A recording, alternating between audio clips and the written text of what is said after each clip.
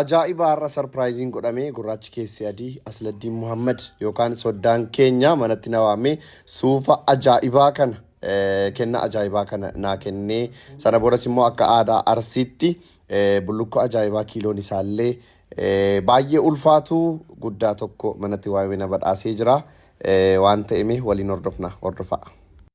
Galatooma ulfaadha.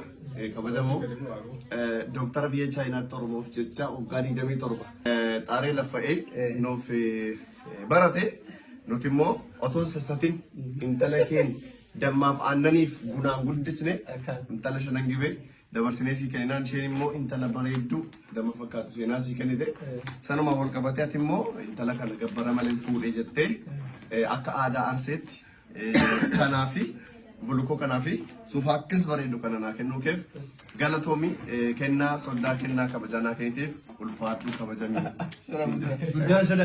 Soddaa baay'inaan abdiin soddaa qofaa miti hiriyaadha haalli qilleensa poolitikaa girgirri feesbuukaa godhi bara jijjiiramaatti irraa yeroo tokko takka waliin nu buuseen beeku bara inni kitaaba barreesse girgirri dura marraa eegalee darbes kadhiyoo kanas waan takkaillee nama baay'ee dinqisiifadhu akka dhuunfattillee akka hiriyaa feesbuuk kanatti baradhe keessa nama waggaa dheeraa akkuma nama wajjin nyaatee dhugeetitti yaada walii kabajee jaalalaa waliin deemnudha. Galata Habibi, thank you ulfaadhu baay'ee si jaalladha baay'ee si kabaja lafarratti namni nagaadha. Maybe media irratti girgiriin garaagaraa gandummaan garaagaraa jiraachuu danda'a. Ilmoon namaa lafarratti board iftaan bakka itti wal agartu hin beekamu. Miilli bakki inni si geessu hin beekamu. Ilmoo namaa sababa siyaasaa fokkisaa gandaaf amantaadhaan walitti buusuu kanarraa osoo sirriitti of qusannee bareeda.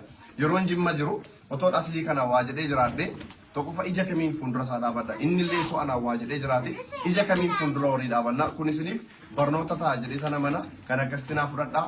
Baay'een sin jaalladha baay'een sin kabajaa yeroo gaarii.